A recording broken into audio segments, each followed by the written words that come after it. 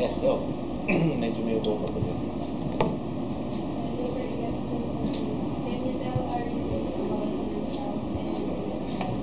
Bakit readers?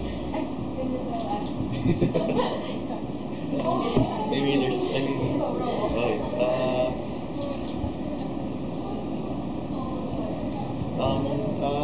Golanco is one of the biggest, if not the biggest, blog slash online magazine in the Philippines. We currently get, including social media, meaning Facebook, Twitter, Instagram, and the site itself, we get over 10 million impressions every day. We started out just as me writing, mahilig lang ako magkwento. So I would just, I came back from San Diego for vacation here. Tapos one thing led to another, I love writing. So just sharing my stories with my friends in San Diego, and then sort of just one thing led to another, and things started doing well. Tapos, slowly we just adapted. We found the stories that people like reading. We found some positive stories to share. So even just as simple as, especially back then when we started there weren't a lot of very good blogs yet. So every time I wrote something about a restaurant or anything, Google would say, hey, there's a lot of people looking for this, I'll push you up. So we had very good views from the start pala. So yeah.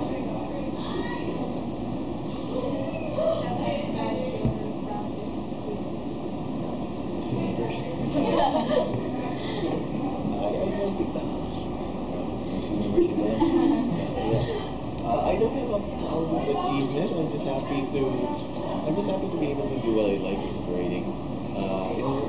Proudest achievement is just being a good person. I think there's not one. I didn't win an Oscar. I didn't win a Miss Universe pageant. So I don't think I have a proudest moment that I look back at. I think just every day just being a good person.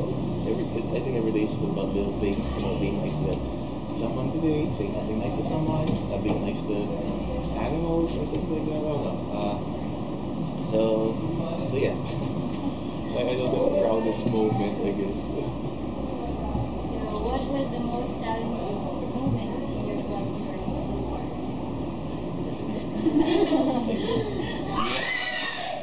Hindi ako makanta ganun eh. I don't know.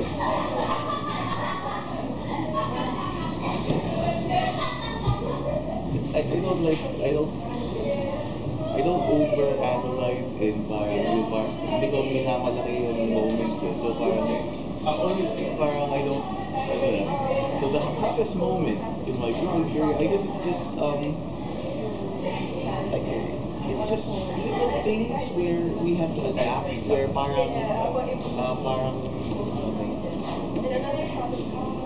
some tough moments are when sometimes we write articles and there are some semi-controversial articles or controversial articles where not everyone agrees, even though we write it in a neutral way.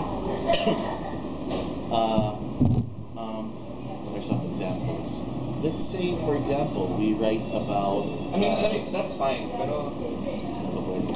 Let's say we just write about a controversial topic. And the problem is, kahit madaming kumakampi sa what we wrote about, even though we wrote in a neutral way, there's the other half of people na ayaw dun and don't agree with that. As simple as we write about, Aldab broke the record for tweets, ganun. There's half the people who loves Aldab, who says, ang galing ng Aldab, ang galing ng win in Manila, buti you wrote about this. Then there's the other half of people who nagreklamo, Aldab na naman, nakakasama, wala bang talagang news dyan, or ang corny nyo, why you write about that? So anything we write about, parang may other half na galit. So it's being able to manage that, even though we're not, sometimes it's not even a controversial topic. Sometimes we'll write about, look at this cute cat video. And then biglang may comment na ayoko sa cats. It's like, what can you do? But I guess as a media-ish outlet, as a blog that's out there with the views we get, I guess we had to get used to it.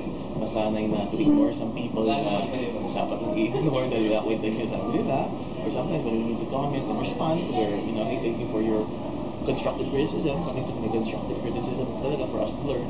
So we need to humble ourselves and try to learn. So I guess those are it, yung parang learning to deal with that massive audience. Grabe, this verse talaga. No, I don't think anything specific. What inspired me is I love writing. So after I used to write for my college newspaper in San Diego. Tapos, when I like riding, I like going on adventures, I like trying new things. And then it was more on just sharing those stories with my friends in San Diego and around the world. I had a very close group of friends and a lot of them traveled everywhere. So it was more just sharing stories. And then eventually my motivation then turned into sharing stories about the Philippines. So, I came to really love the Philippines. So, but to start, it was just me. I like writing. Eventually, I love the Philippines, and then slowly now we're trying to find more ways to help Filipinos, the Philippines, and just people or animals in general. So I guess it's finding ways to spread positivity. I guess. Yeah, I guess. Yeah.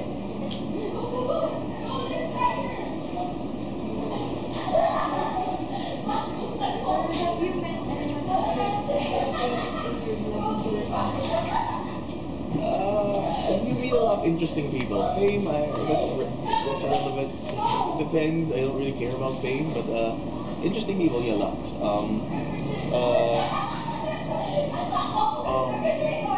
I met a couple who was selling a magazine, and all profits they would donate it. I met volunteers who would sacrifice their time and effort and money to help animals or to help orphan children. I've met people fighting to find ways to help others to either create means of income for those who can. So a lot of the interesting people that I really met are those trying to find ways to help others. Those are always some of my favorite stories. Or hearing about the simple taxi driver who found. I think just today we're sharing a story about the taxi driver who was an Australian passenger and she was freaking out because she left her bag in there and it had money or something, and the taxi driver, after finding out that she left the bag, he drove back to where she was and gave it to her. So she took pictures with it and things like that. It's really those types of people that I've met that really, I think, make an impact on me and hopefully on the readers.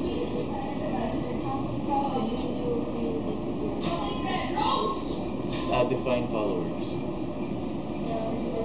Well, every day because we're posting stories every day. So nowadays, me, I don't spend that much time because we have I have amazing editors and writers now who do a lot of the writing. For me nowadays, I find other ways. I'm sort of focusing on different things for the site. I'm finding ways to grow it, finding ways to finding ways to grow it. So a lot of times I'm not blogging as much nowadays, and I'm sort of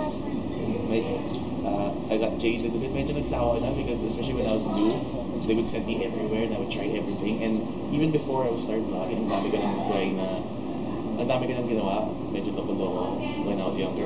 So ang dami ko nang na-try. So ngayon medyo I don't know if sawa is the right word. Medyo gusto ko lang mag-relax. So it's more on, hindi ko na again invite, hey Vince, come to this new party for the new club here in Manila. We're giving you a bottle on the table. I'm like, okay na ako. I'll send my writer naman.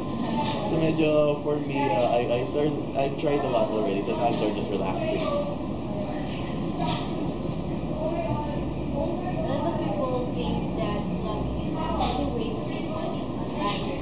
Do you have some tips to those people who are interested in making money? Yeah, don't blog if you want to make money. It's not the way to go. If you like blog, because I don't know the specific stats, but I'm sure if you started counting the number of bloggers out there and how many of them are making money, the number is probably less than 1% of bloggers are making money. So it's not easy. It's a very, very small percentage of people. Again, this is just from my own personal observation, but I assume that less than 1% of bloggers are making money. So if you want to make money, blogging is not the way to go. But if you are passionate about something and you blog about it, that may lead to making money. But if you come in specifically to make money, It could succeed. You could, but I'm not. I don't. It's a lot tougher because if you're not coming in for passion and you're coming in just for money, usually that doesn't push you through, move you forward, or push you through that edge, especially the hard times. Because in the beginning, you won't make money right away. So if you're thinking, I'm doing this just to make money, tapos wala ka naman nakuha pera, quit ka na. Kasi, parang, kasi yun yung goal mo eh. So, or you might push a little bit more, you tried it for a year, wala pa rin pera, mag-quit ka.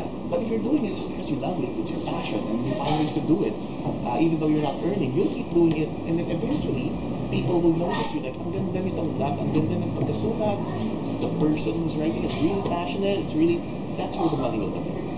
So if you do it for passion, you'll get money. But if you do it for money, you won't get money. At least for the most part. Of course, you could probably, there are ways to probably prove that wrong, and maybe there's some really good business people, find ways to go in looking for